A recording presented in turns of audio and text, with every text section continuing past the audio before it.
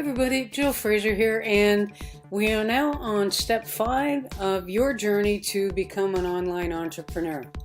And today's topic is going to cover your social presence. But first we're going to expand on what your KPI is, just so that you understand it and its importance. And then we'll move on to why social media and how you need to present yourself on social media. So we know that KPI stands for Key Performance Indicators. And what we need to also understand is why it's so important. The following 3 websites are ones that you could go to, but there are many more on the web. Learn about them, learn why they're important, learn how they can help your business. The one mostly known is bernardmar.com. Give it a go. So we know that the key performance indicators need to be measurable. And they need to be measurable because that's how you know whether you're moving towards your goal or moving away from your goal. And one of the first things you do is know that your KPI needs to be well-defined and quantifiable. Know your numbers. You'll hear that time and time again, know your numbers. So let's say, for example, you want to increase your database. Know your starting numbers when you start your marketing campaign, and then measure it throughout the campaign. Is it increasing? Is it decreasing? Has it stagnated? Those numbers are important for you to know whether you keep going or change course. And then understand that your KPIs need to be crucial to you achieving your goal. So what you're measuring needs to be important to you.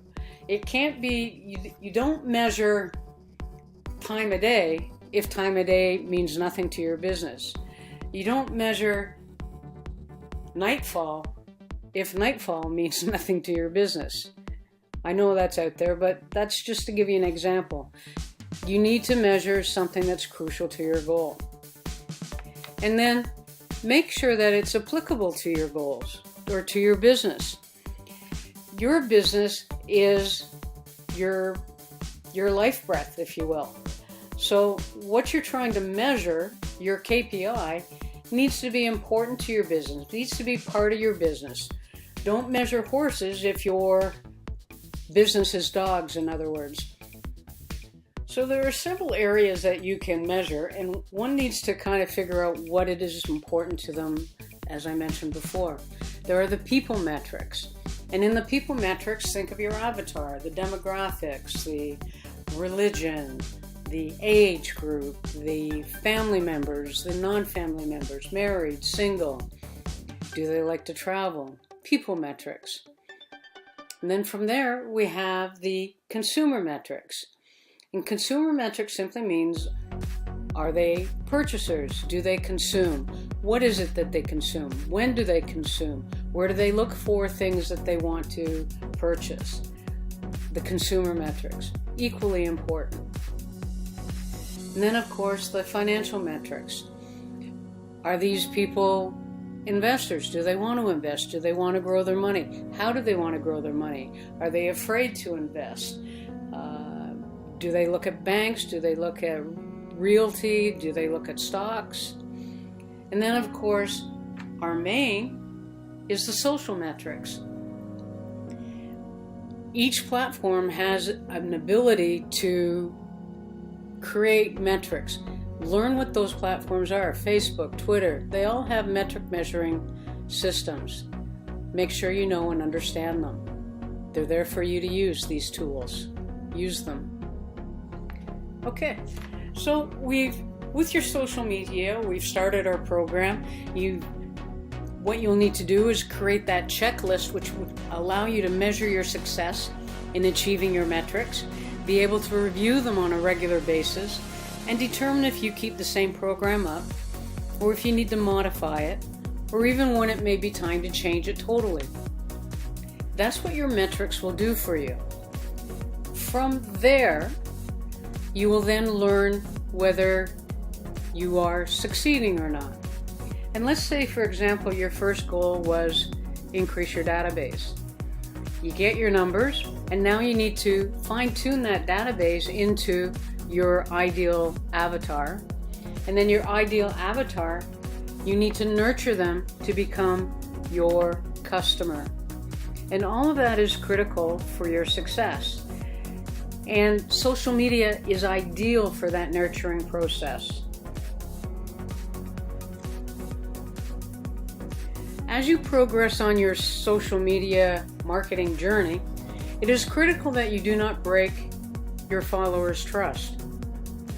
People in general do not like to be pitched, so avoid this as much as possible. Remember, listen, comment, help, or engage. Be consistent, be dependable, and then focus on the user, your follower. Focus on what they're telling you. You're wondering, if you can't sell, what should you do on social media? Just what I said. Social media allows you to nurture.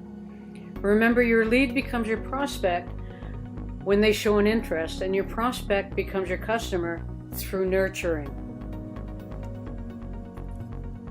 Listen, commenting, helping, educating them. So it's the nurturing process that enables you to create a rapport and tune into your consumers' emotions. It doesn't have to be serious. It can be fun. So don't get into the whole gambit of psychology. Just nurture them along. Let them know that you care, and let them know that you have the answers.